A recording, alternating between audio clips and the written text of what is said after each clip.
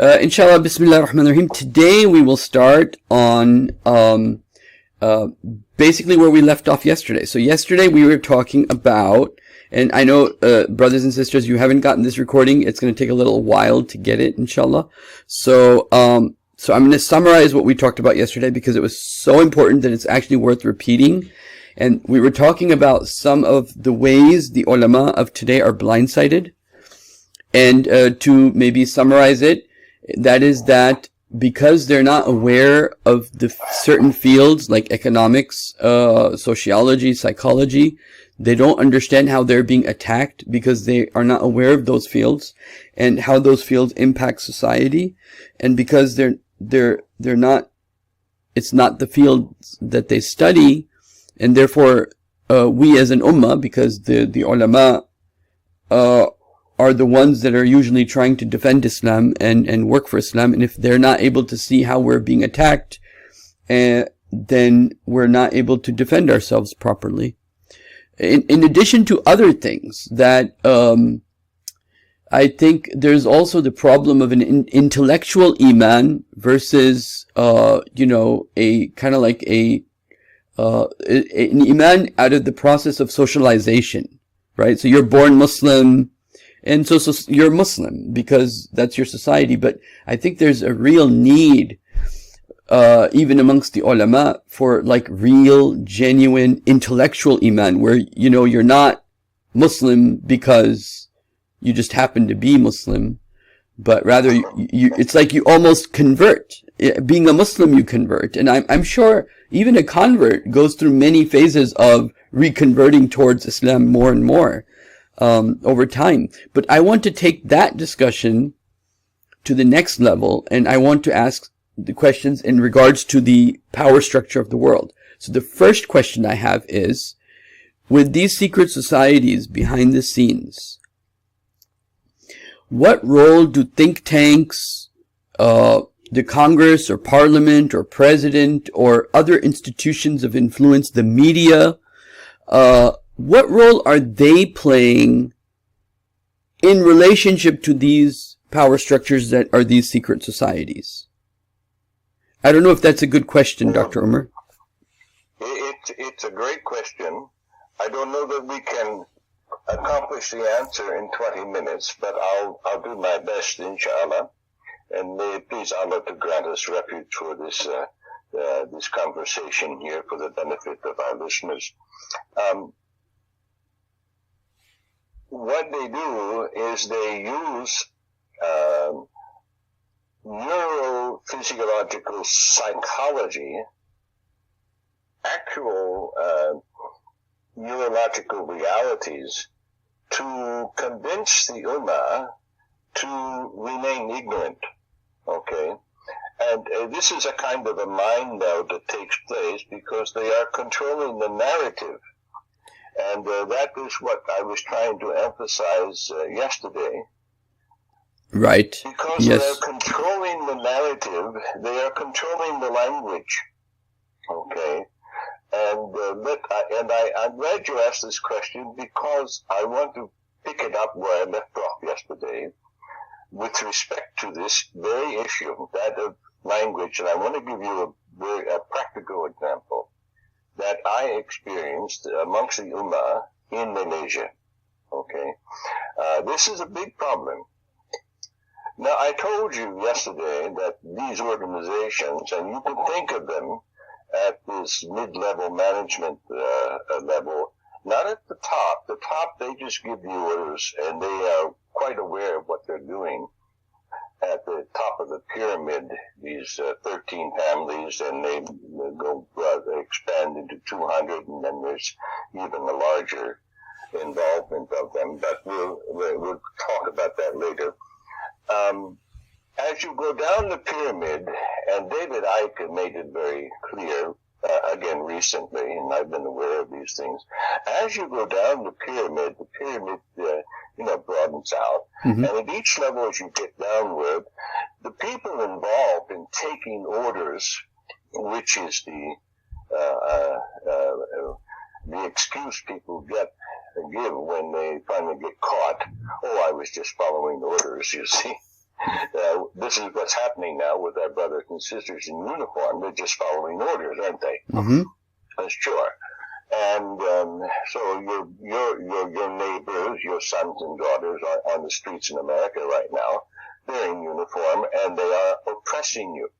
Okay, they're following orders. Why are they doing this?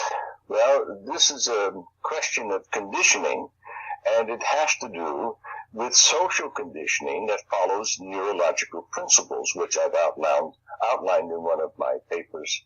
Well, what was the name of it? It'll come back to me anyway.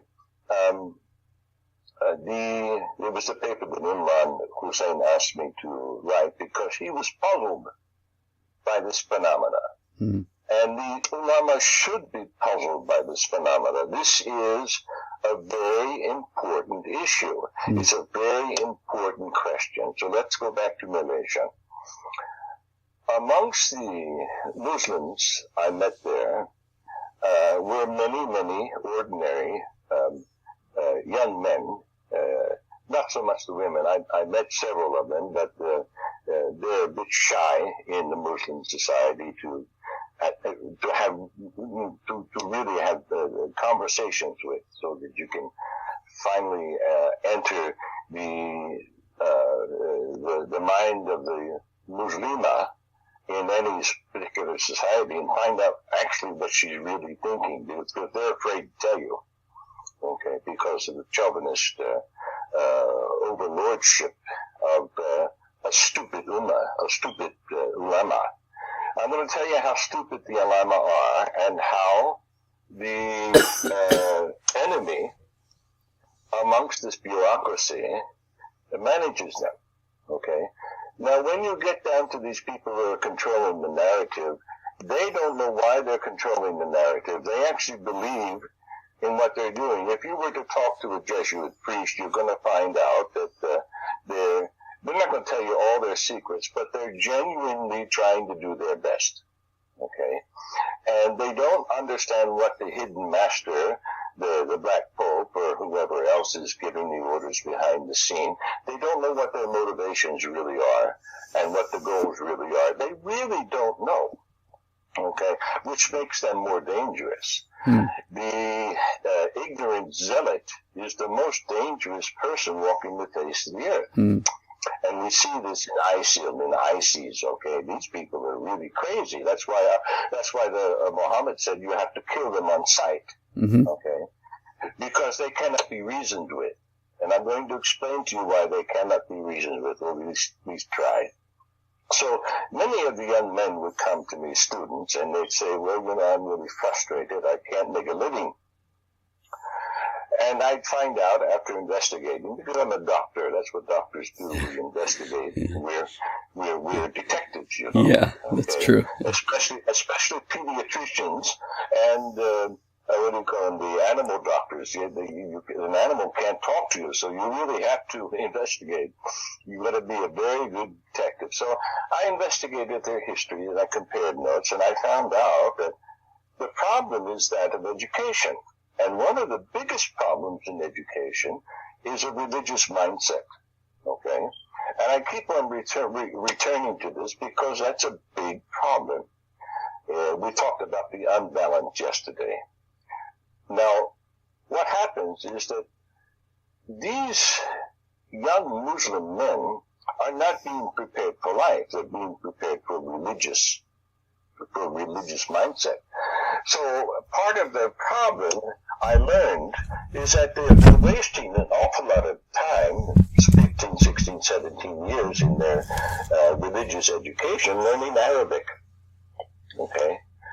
Now, what's the scientific principle that I want to talk about here? Well, it has to do with linguistics and the wiring of the male mind. Only 10% of all males have a real capacity to learn a language that is not their mother tongue. Oh, interesting. Okay, only 10%.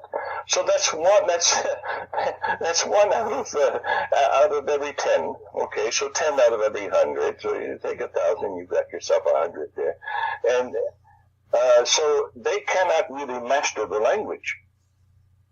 So they're sitting in classrooms hour after hour for 17 years, learning something that's not going to benefit them. That's not going to enable them to earn a living. Okay? And not only that, they're reciting the words, as I said, even the Hafiz, and they don't understand what they're saying. Yep. This is unscientific. Now, believe me, the people at the top of the pyramid, they know this. And so they will get a hold of your religious ulama, and they will give them tons of money to keep the young men ignorant and to waste their time in this class learning Arabic. Out of a religious, pious motivation? No. On the part of the ulama, it is. And you should, well, in any case, let's go back to the female brain. The female brain, out of every 100 young girls, about 30 of them can learn a second language with very little difficulty.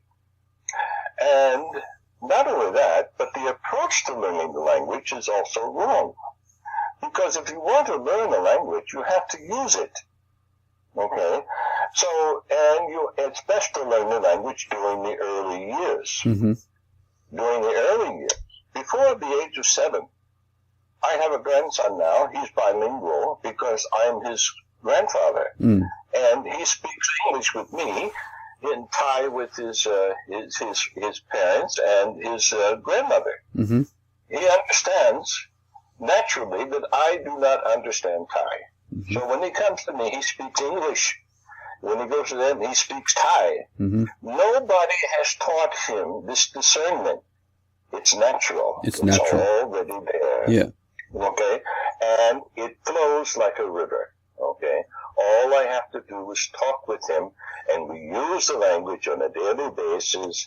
Maybe we watch some cartoons. I have some programming for English ABCs and all that sort of thing, and he learns easily. You take these young men and try to force them to learn Arabic and never use it, okay? Only use it to recite the Quran, the blessed and holy Quran. It's worthless, okay? Because their mother tongue is Malay, their mother tongue is Urdu, their mother tongue is something other than Arabic, and nobody at home speaks Arabic. So you've got millions of young Muslim men wasting their time learning something that they can never, ever benefit from. Unless they make that, and unless they make that their religion, meaning their Quran, their way of earning, which is also a corrupting phenomenon, right? And that itself is a corrupting phenomenon. Oh, alhamdulillah. Yes, this is opening up. Wonderful. That is exactly what's taking place. And one thing is worse about this.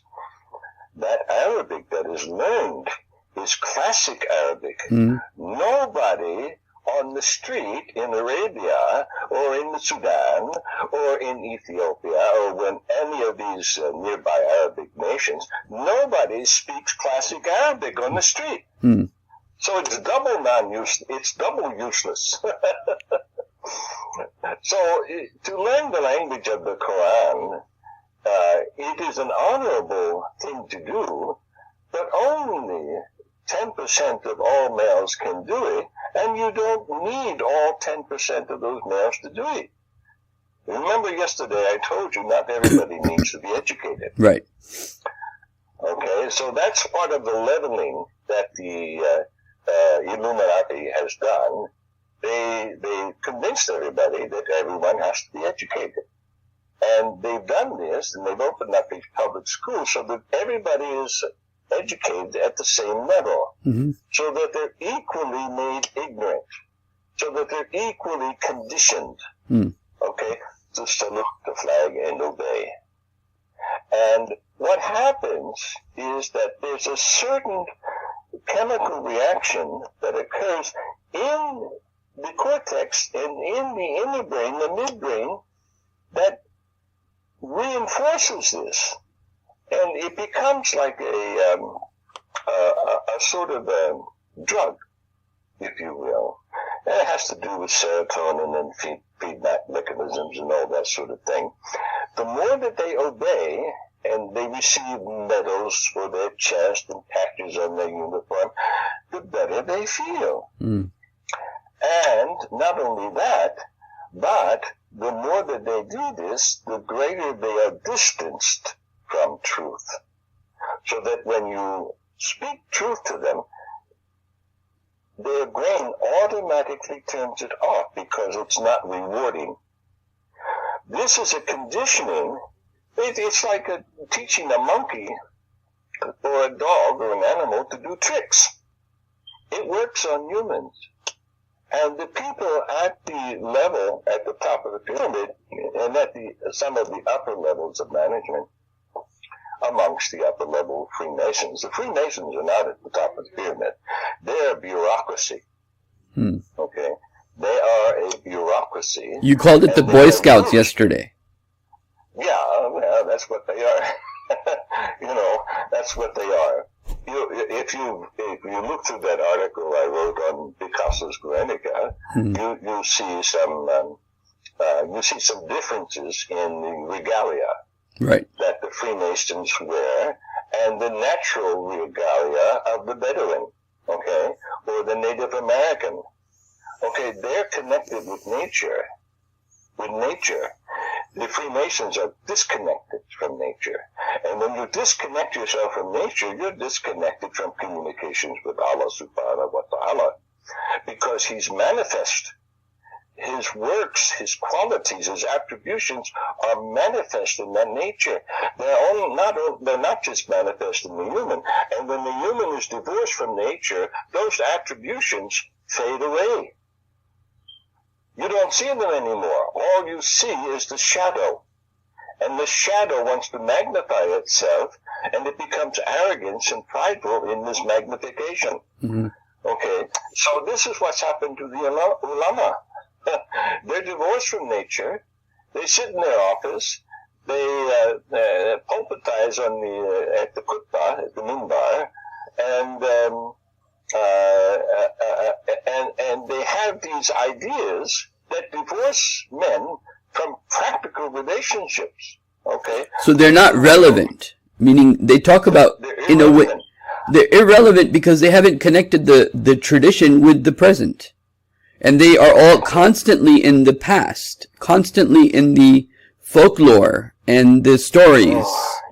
And even when they teach Quran, it's the Quran of the past, in a sense. They don't bring it to the present.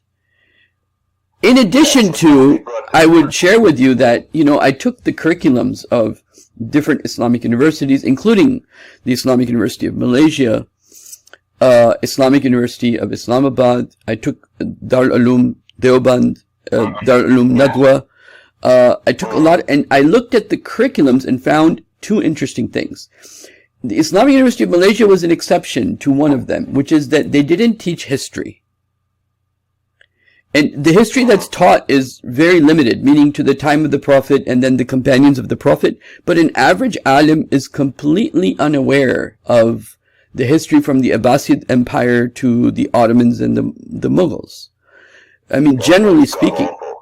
So history is one thing that's not in our curriculums. At least definitely not at the academic level. Like when we talk about history, we talk about Salahuddin Ayyubi as a hero kind of thing. But we don't know really what he was dealing with in a sense, right? I mean, it's just that.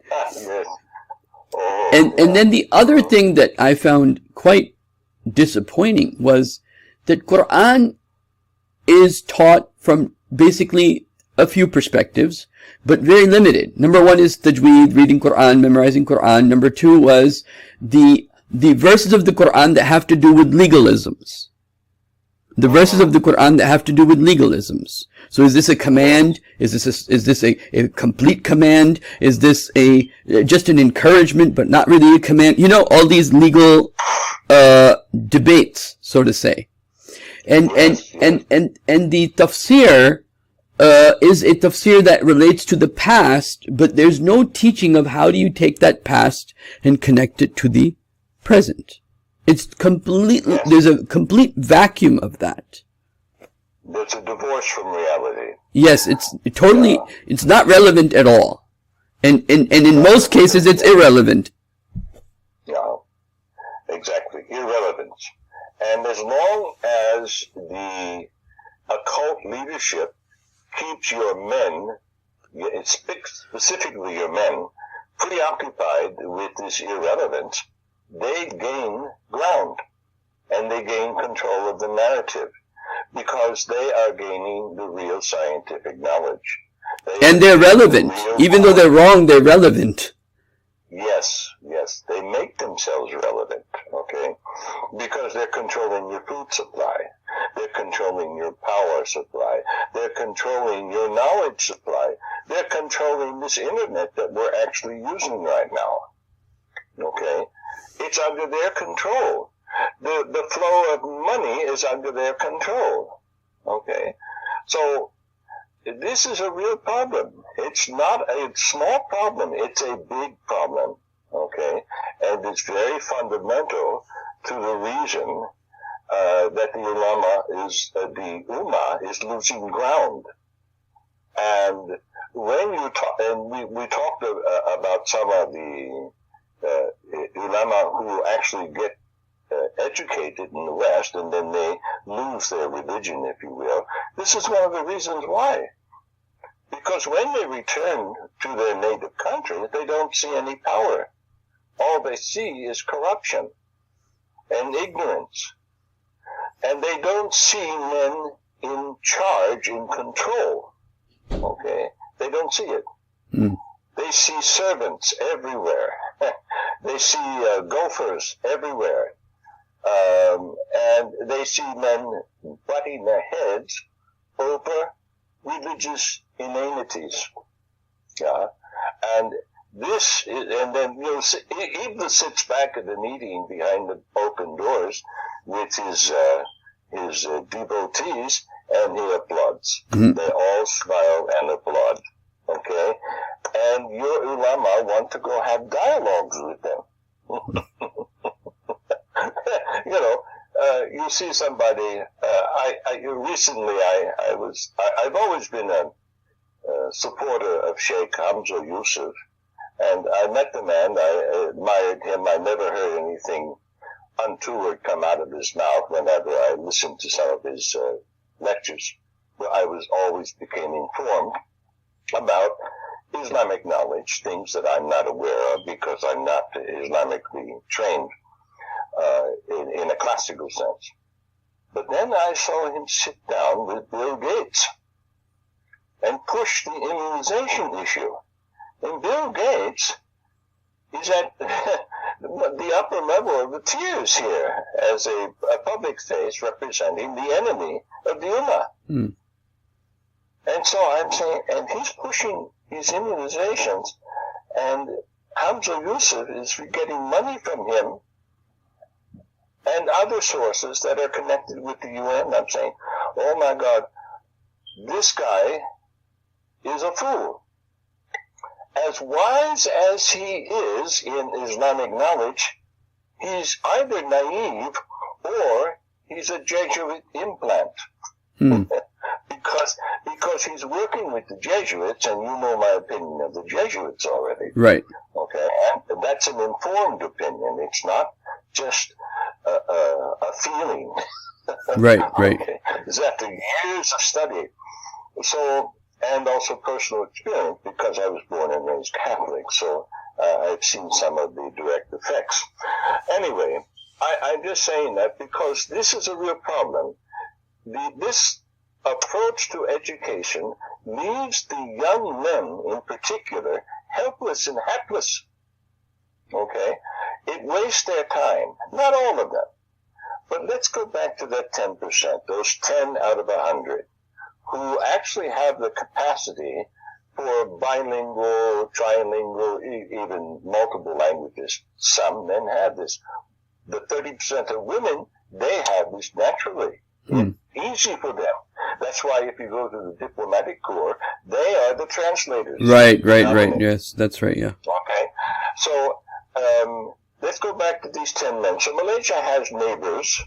One neighbor speaks Thai, another one speaks Chinese, another one speaks Japanese, they've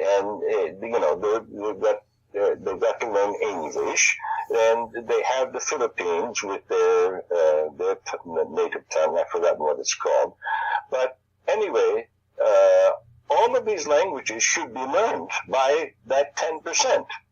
Okay, so let's just say you have 10 different languages to be learned, and you have 10 boys there that you've got to educate. Okay, so you give one Arabic, another one English, you distribute the education like that according to their propensity. One of these boys is going to love Arabic. Another one's going to love Chinese. Another one, you find out what you investigate, find out what they want. You don't level the board and educate everybody the same. This is a stupid idea for the Ummah. It's brilliant for the Ummah's enemy. It's brilliant. Okay. Yeah, it's also a waste of resources, isn't it? Because you're not taking the best and giving them the best potential, or the best potential is not coming out from the best because everything is equalized. Exactly. So this is a principle of collectivism. This leveling, it's collectivism, and it makes the body politic more easily manageable. Okay, so that's what's taking place. That's just one of the problems that I encountered with the Ummah. And when I saw this, and I saw that the Ulama were completely oblivious to it because of their religious mindset, I did like the angels do. I sat down and I face palmed and shook my head. Okay? Because they're completely unaware. And not only are they unaware, but they're unable to understand the problem because they themselves have been incompletely educated. They cannot conceive the problem. So if you sat down with them at the campfire and tried to solve this problem, they would scratch their head. And I would be the one who's crazy. You see? Yeah. All right. So that's how it happens. And Iblis sits back and he says, wonderful, wonderful. See, God, I told you they were stupid. Subhanallah. Subhanallah. All right. So is that Islamic enough for you? Yeah. And what has to be done is, I think, what young men like you can do. And I'm saying, I see a few gray hairs in your beard there, but you're younger than me. What your generation needs to do for those under your right hand and within your reach, don't go beyond that reach. Right. I learned that lesson yesterday. Under your reach is you apply these principles and you Islamize the knowledge. Okay? And that's why I was very happy when you said you were going to review that article and then try and present it in Islamic terms. Because that's something I cannot do. Okay? I'm not conversant in those terms. When I came to Islam, I was already 55 years old and getting older, and you can't teach an old dog new tricks. And I don't have this gift for language, you see. I'm one of those 90%, I can't manage it. If you want to learn language, I'll tell you the secret. Linguistics have already worked this out.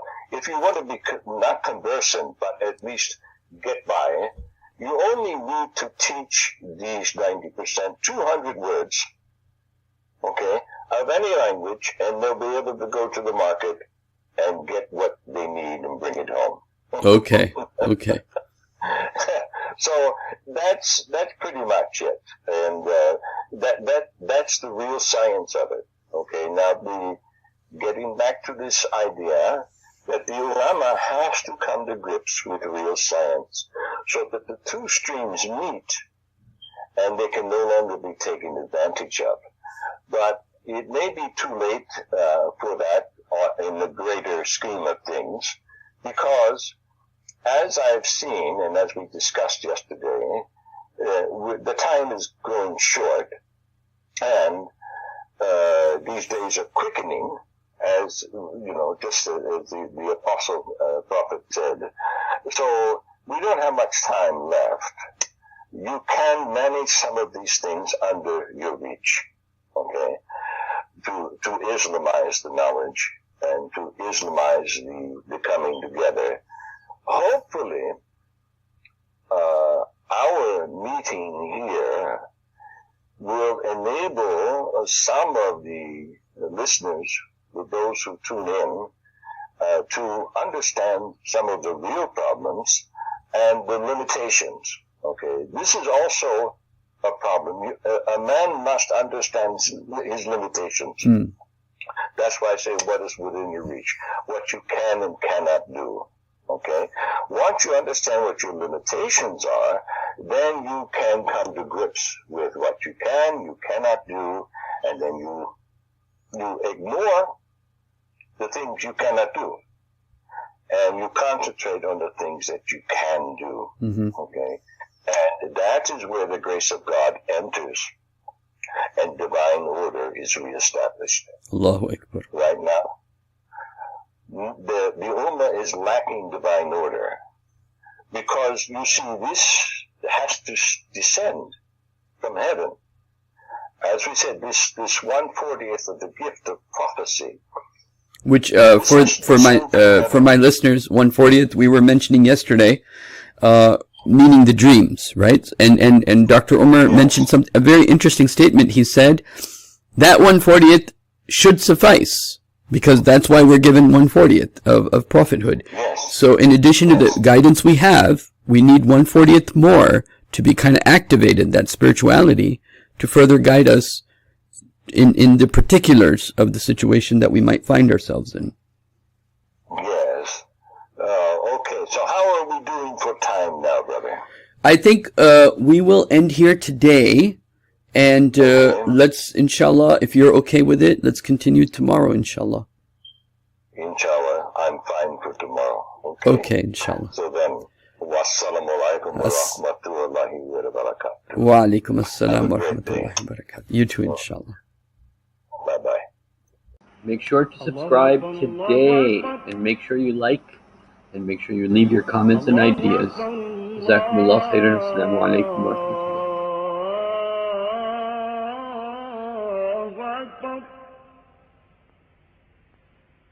أشهد أن لا إله إلا